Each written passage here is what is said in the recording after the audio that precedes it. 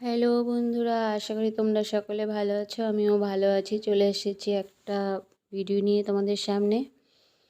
পৌষ পার্বণের দিন সকলেই মোটামুটি পিঠে বাড়িতে বানায়, তো আমরাও বানাবো।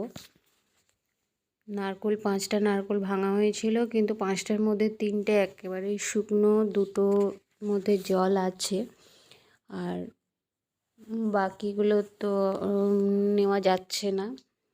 তো যা আছে ওই দিয়েই মোটামুটি কাজ চালিয়ে নিতে হবে। এই যে আমার বোন নারকেলটা কুড়িয়ে নিচ্ছে, আমিও চেষ্টা করছি একটু কুড়িয়ে নেবার জন্য। আমার বটিটা নড়নড় করছে, ঘাটটা ভালো করে করতে পারছিলাম না, ওই বেশিটা করেছে। তো নারকেলটাকে গুড় দিয়ে পাক দিয়ে নেওয়া হচ্ছে, একটু একটু নেড়ে নিচ্ছে পুর করার জন্য। এই যে চালের গুঁড়ো, চাল আর কি আটাটা মাখা হয়ে গেছে। হয়ে যাওয়ার পর এবার কুলি পিঠের জন্য পাকানো হচ্ছে, কুলি পিঠে তৈরি করা হবে। করছি আমি, বোনও করছে, আমিও করছি।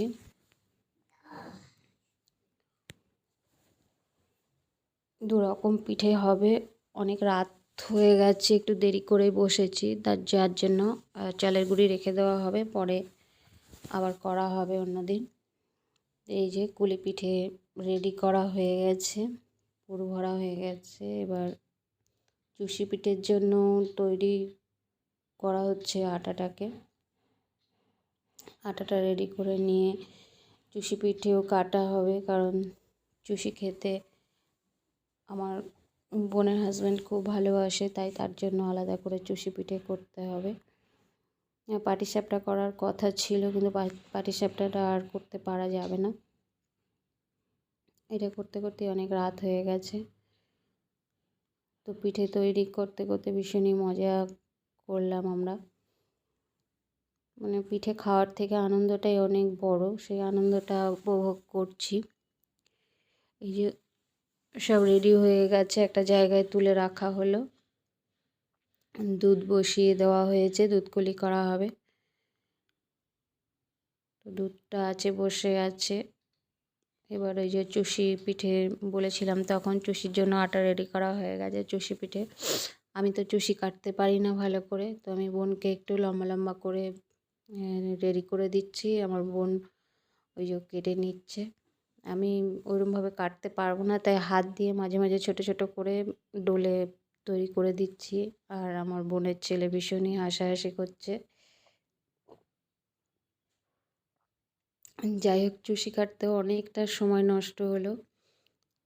চুষিটা খুব তাড়াতাড়ি কাটা হয় না, আমরা তো কাটতে পারি না, যার জন্য আমাদের আরও বেশি সময় লেগেছে। তো পিঠে রেডি হয়ে গেছে, এই যে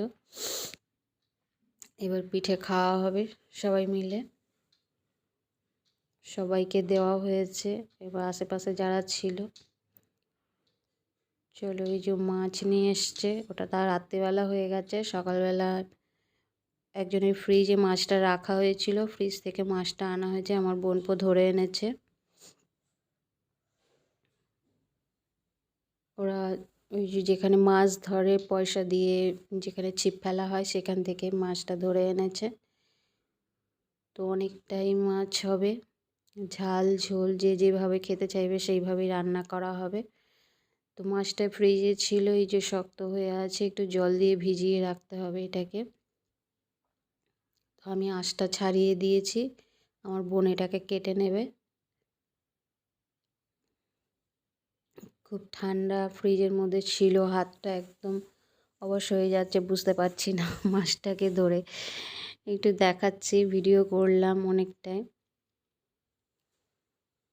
তো মাছটা অনেক বড়, বেশ ভালো লাগলো।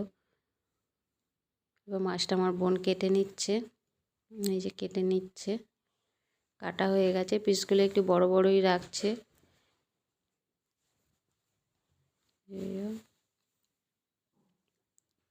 এই যে কেটে ধুয়ে নুন হলুদ মাখানো হয়ে গেছে। এবার ফ্রাই করা হবে, রান্না করা হবে। ফুলকপি এনেছে, ফুলকপি আলু দিয়ে রান্না হবে, ঝাল হবে, আর মাছ দিয়ে ডাল হবে, মুগের ডাল।